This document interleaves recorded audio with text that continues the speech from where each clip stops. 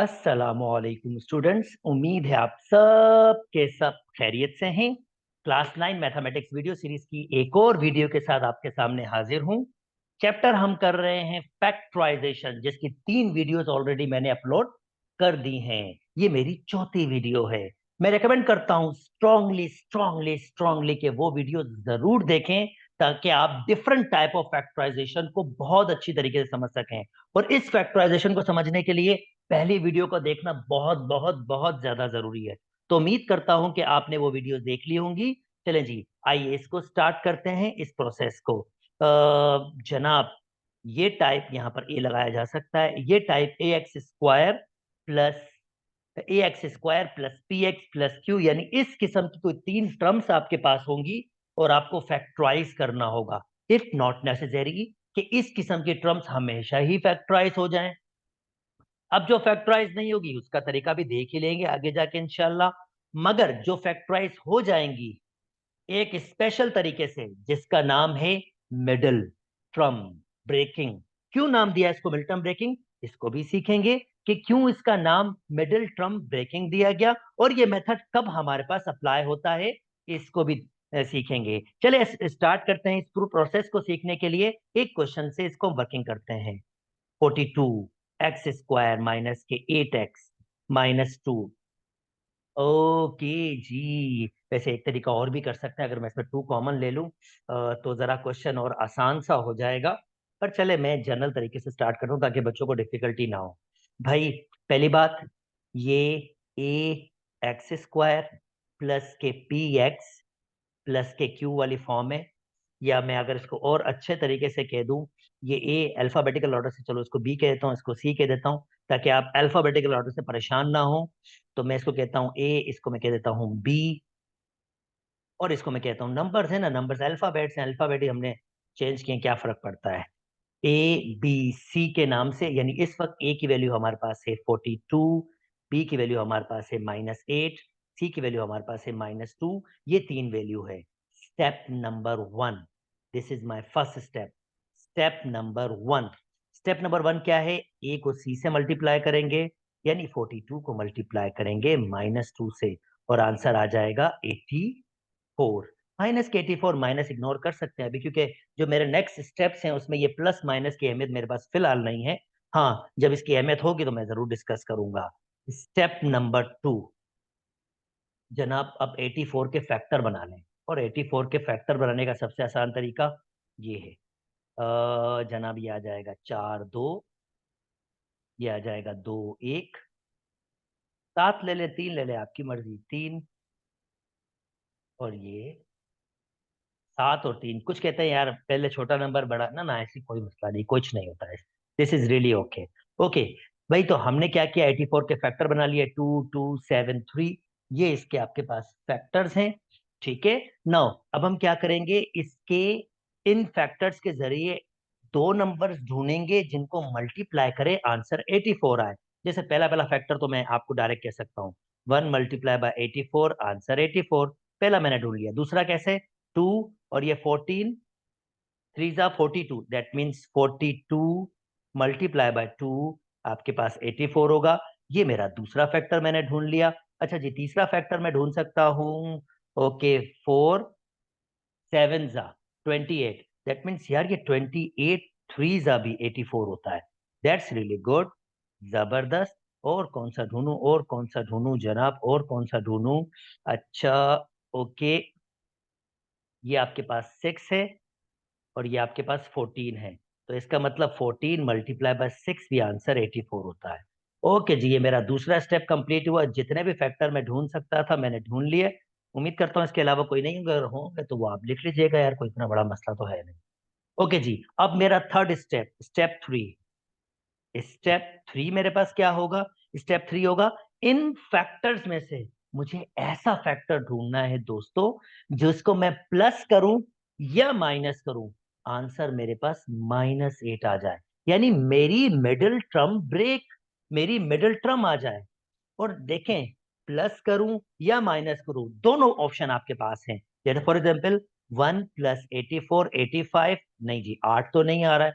अच्छा, 1 -84 -83 8 नहीं आ रहा, ये फैक्टर कट गया।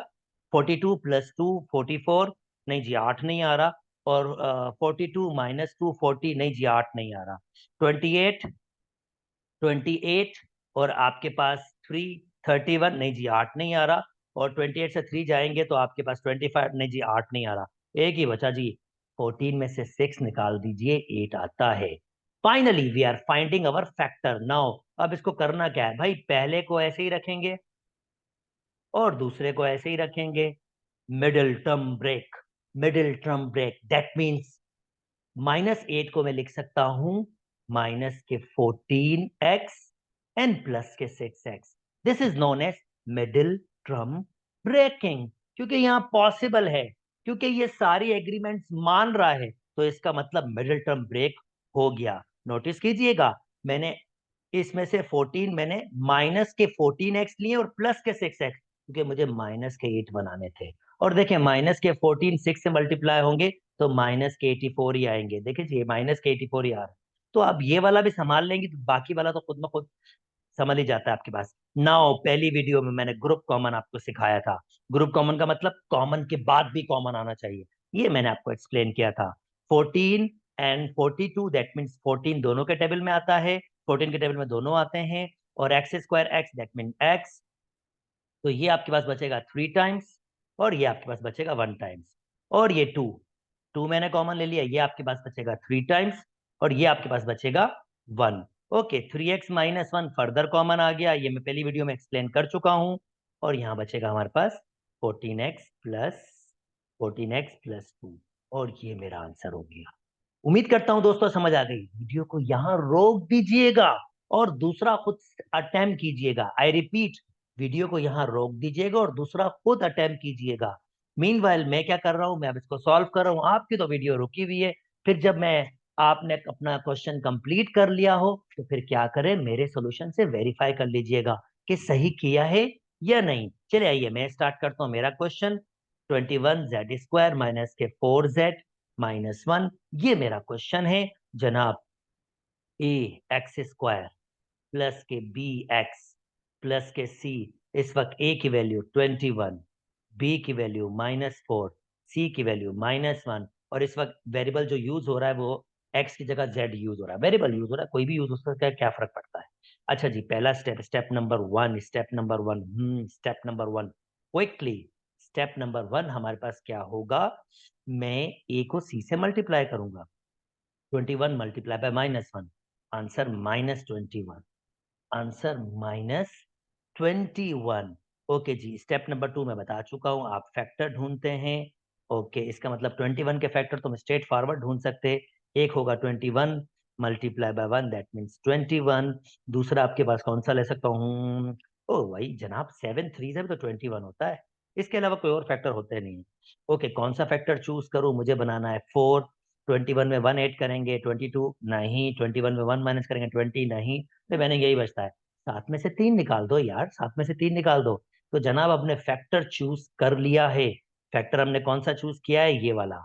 नाउ जैसे मैंने कहा था 21z² वैसे ही, -1 वैसे ही, मिडिल टर्म ब्रेक यानी -4z को माइनस के 7z और प्लस के 3z और माइनस के 4z हो जाएगा। कुछ भी मैंने कुछ भी चेंज नहीं किया, सिर्फ मिडिल टर्म ब्रेकिंग की है, सिर्फ middle term breaking. Okay next move करते हैं। 7 के टेबल में 21 आता है, z² z exact common 7z, तो ये हमारे पास होगा 3z -1। और कुछ कॉमन नहीं तो जरा 1 तो कॉमन होता ही होता है। जब भी 1 कॉमन होगा तो अंदर वाली टर्म एज इट इज आ जाएगी। कॉमन के बाद कॉमन, दोस्तों आपको ऑलरेडी बताया कॉमन के बाद कॉमन लाजमी होना चाहिए। 3z -1 फर्दर कॉमन, रिमेनिंग बचेगा 7z+1। बिंगो, अपना सॉल्यूशन वेरीफाई कीजिएगा। जिसने कंप्लीट किया उनके लिए बिंगो, जिन्होंने नहीं कंप्लीट किया कोई बात नहीं, अपनी मिस्टेक्स को देखिए और फिर वापस से अटेम्प्ट करने की कोशिश कीजिए। चले जी नेक्स्ट मूव कर जाते हैं दोस्तों जल्दी से। ओ यार ये पिछले वाले एसएलओजी आ गए जो हमने पिछली वीडियोस में किए थे। I am not doing this thing क्योंकि ये मैंने एक्सप्लेन कर दिया सारा का सारा, ये वाला मैंने सारा का सारा एक्सप्लेन कर दिया था आपको। प्रीवियस वीडियो देख लीजिएगा, इसको भी अटेम्प्ट कर लीजिएगा। आई एम कमिंग, मैं इंटरेस्टेड हूँ इन क्वेश्चंस में जो मैंने आपको अभी सिखाया है। ओके जी, इसमें से भी मैं आपको करके दिखाता हूँ। ये दो तो आप खुद से अटेम्प्ट कीजिएगा, पहले मैं ये कर लेता हूँ, फिर मैं ये करूंगा।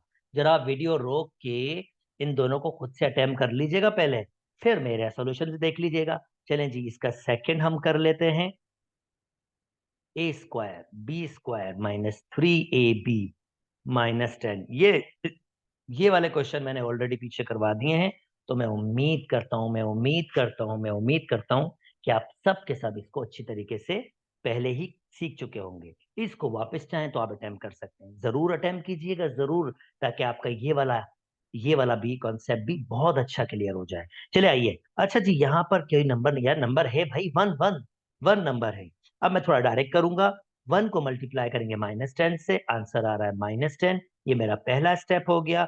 दूसरा स्टेप, अब 10 के फैक्टर बनाऊंगा, तो भाई एक 1 मल्टीप्लाई बाय 10 होता है जो आंसर 10 देता है। दूसरा 2 मल्टीप्लाई बाय 5 होता है, वो आंसर 10 देता है। इसके अलावा कोई और चांस ही नहीं है। इसका मतलब ये तो हो नहीं सकता, क्योंकि 3 बनाना है आपको, तो ये जाहिर बात है 5 में से 2 ही माइनस करने होंगे।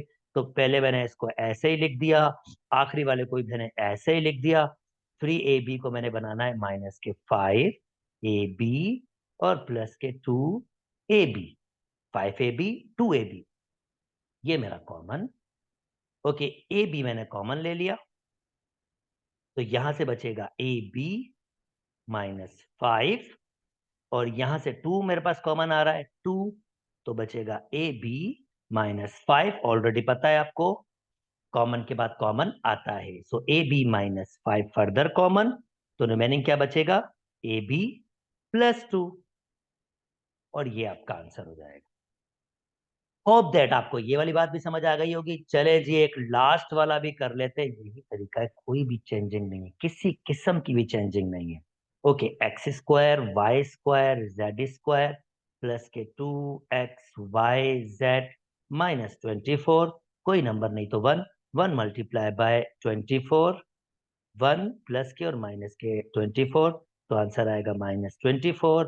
ये मेरा पहला स्टेप। दूसरा स्टेप, 24 के फैक्टर, तो भाई एक तो सादा सा हो गया, ये फैक्टर, दूसरा आपके पास ये फैक्टर, तीसरा आपके पास कौन सा होगा, ये फैक्टर, आई कितने फैक्टर हैं, चौथा आपके पास ये फैक्टर।